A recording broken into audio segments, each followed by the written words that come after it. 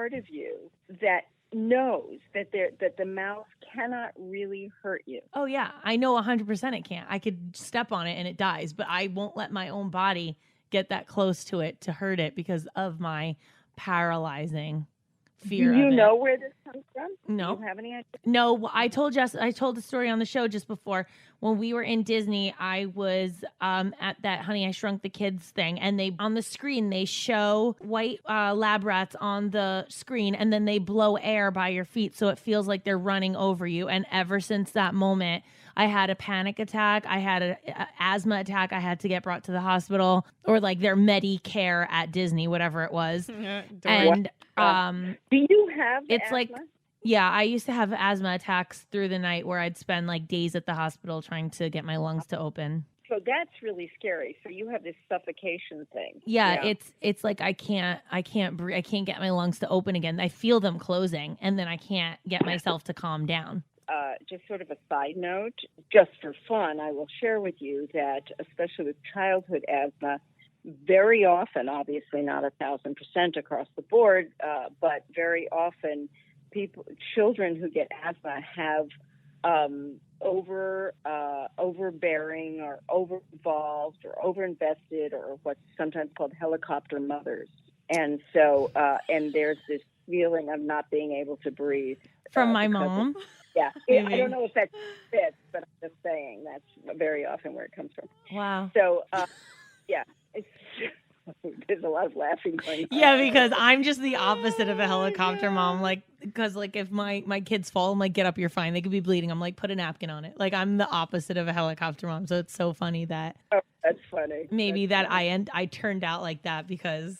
Maybe. Subconsciously, I didn't. I mean, that's why I'm always obnoxiously on time, because my mom was always late, and it like irritated me that people were always like, "Oh, here they're finally here," and I made sure from that moment I was never late. Mm-hmm. Yeah. We have the same mothers. Yeah. Always late. Always late. So that's funny. So it's the opposite. So that's interesting.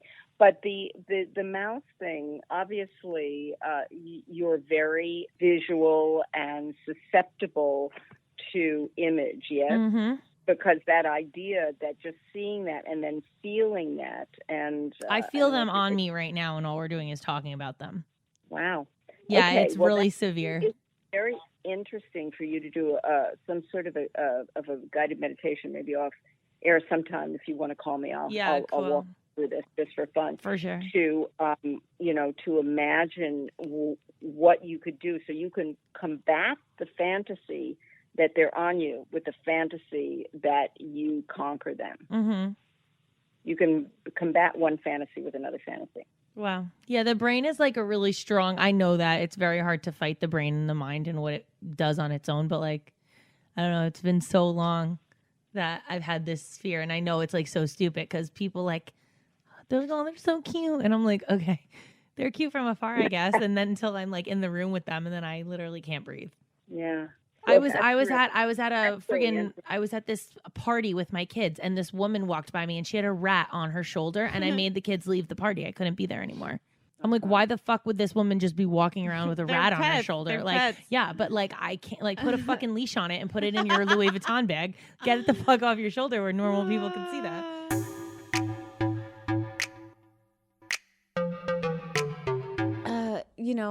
It's interesting. I guess if you really broke down everyone you were with, you could see like their personal taste, their personal styles, and it just seems like fetishes go that extra mile. And I think don't what have makes one person in my life that has ever put me into a category of like, oh, my ex had a fetish. Not one. Am I vanilla? Here's one for you, Trey. Okay. You ready for a fourth baby? A friend told me a guy she dated post-pregnancy enjoyed making her breast leak milk. It's a thing. It's a thing. It's called lactation fetish. Ooh. Yes, and the only reason is because when I was pregnant, I got a shit ton of DMs that I fucking dismissed instantly of guys asking me to send that shit. And they were like, oh my God, I have a lactation fetish. Can you please? I know you're pregnant. And I'm like, bro, do you also know my husband's a fucking psycho and he'll kill you if he ever read this DM? Don't ever DM me that ever again. We have Alan, edit that out. We don't want to scare any men away from DMing Tracy. No, don't edit that out. Keep it in edit forever. that out. No, I don't have. What DM if a fucking sugar daddy's listening to this and he's scared to get beat up? Don't worry, I'm not lactating all over you. So first of all, I have a thing. Like, I know it's selfish, but like, what? You got it. You got it. It's my favorite. I once had a guy ask if he could brush my hair while we were doing it doggy style. Clap it Sure. up. Sure. Can you braid? Do you see a knot? Can you do braids? Can you do some Dutch braids while you're back there? Yo, imagine you leave and you have a whole new hairdo. Imagine you like whipped out a curling iron. Yeah. Can I curl your hair? Sure. I have somewhere to be after this anyway. Oh my God. Wow. I mean, Tracy, I'm going to seriously put you in this stump porn. Sorry. I used to be engaged to an amputee. He was offered to do porn. Stump porn is a thing. What the fuck does that mean? So I guess people have stump fetishes. Like people are missing limbs and they like that turns them on. Okay, but that's got to be good for people who are missing limbs. Yeah, I guess. Because people are good. Really into that, then Yeah. that's really great that you're missing a limb. But that's like it's just awesome weird for that it's them. a fetish. Like somebody because you like them, not because they have a stump. Wow. Okay. I mean... Oh, I have a tiny bit of this. Pagonophobia. Pagonophobia. What is it? Fear of beards. Listen, hear me out. I think beards I'm are hot. with you. I think beards are hot, but beards are Disgusting. the number one form of bacteria holding on your face. You don't wash your face enough. It's like having a fucking 70s vagina on your face that never gets washed. Yes, you wash it in the shower, but the times that you touch your beard during the day, all of that bacteria is being stored in your beard. When Corey has a big beard, I can't kiss him. And it's not like a fear, but like I'm like, ew, that shit is so dirty. And you don't even understand how dirty it is. And he showers every day. It doesn't matter. The buildup of bacteria in the beard. Fecal matter gets in it. Filthy. Everything you're eating falls into it. Anything you touch your beard after. But like, can I just say something? This is part of like but a females man. love this. Yes, but also a man, they're just gross in general. Like think about it. To pee, they hold their fucking dick, and half of them don't wash their hands. No, you're dick holding, and then you're touching your beard. So and then I'm kissing. So basically, I'm touching your fucking public bathroom. Dick. Yes, dick has been everywhere. We've touched so many dicks. Yeah, it's 6969. Oh, but of course. Wow. Yeah, I don't know. I know girls are like, oh my God, beards for life. I love a guy with a beard. That's great. My husband has a shadow. I get it. But when it gets to that long beard, I actually skeeve because I'm like, ew, it's so fucking filthy. It's dirty, and all day you're catching like shit. You're sneezing into your beard. Dude, it's everything. You cough, bits of cough go into your beard. It's disgusting. Think about it too. Like we wash hair, any place on our body, we really wash the hair. Like men don't take time washing their beards. Like Corey spends a lot of time in the shower, and he's always like, the shampoo is never there, and I'm always like, why do we always go through shampoo so fast? And he goes, I have a beard, I have to wash my beard. And I'm like, you wash it with shampoo? Like I didn't even think of that. Like who washes their face with shampoo? Of course you do. Yeah. But like I never thought of it. I'm always like, why do we always have conditioner? Never shampoo. I have that issue too. That's really weird. I wonder if everyone can relate to that. That I lives don't with know a what man. it's got to be because they shampoo that and they use a lot Does of it. he men use don't conditioner understand. in his hair? I don't think Denny He uses does a little bit, but conditioner. it's like a quarter. It's so tiny, but he shampoos his hair and then he goes and shampoos his beard. So he's double using shampoo. Do they shampoo their balls? Oh yeah. Of course, but no, he's all done up. Like you know how I like the hardwood floors. There's no hair there. So right? there's no carpeting, no rugs, no throw rugs, no nothing. And so the shampoo is really for his face. Like the shampoo, it's more body wash he's using for that. What is the beard phobia called again? Let's see. It is called pagonophobia. Pagonophobia. Cool. You're now a virgin. Sex crisis. Help. Trey and Jay.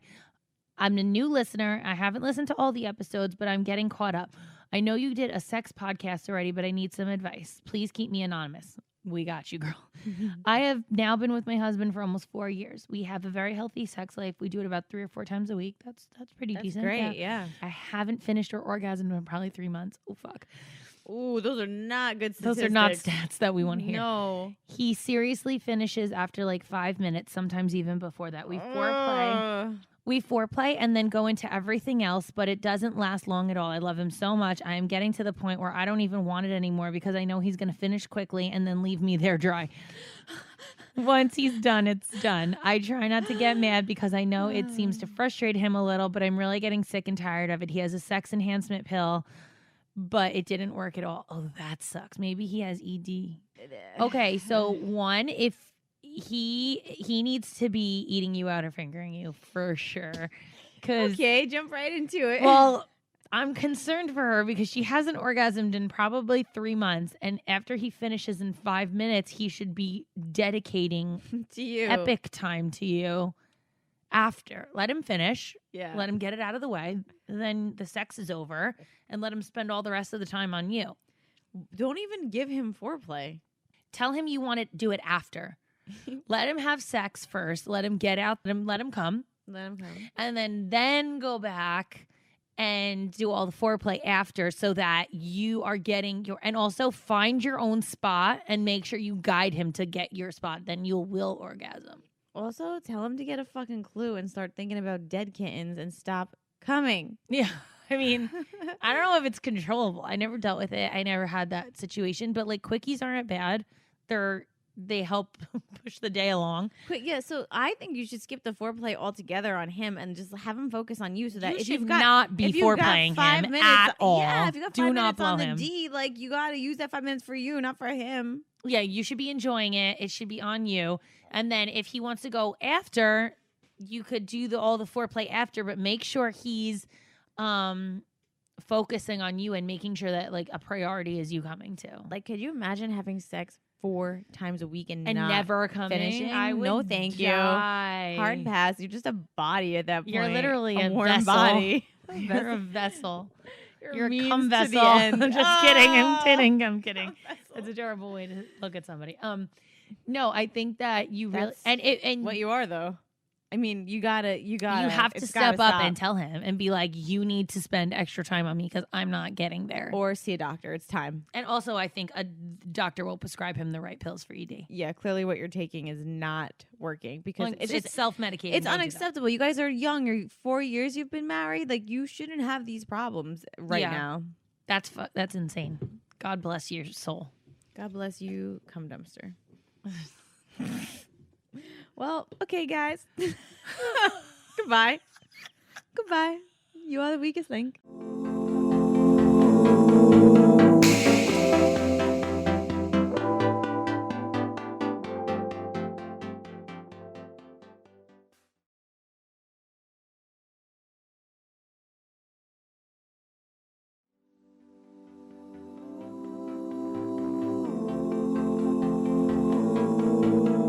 Don't forget, guys, new clips air every Thursday. So see you next Thursday. Hosted on dimlywit.com.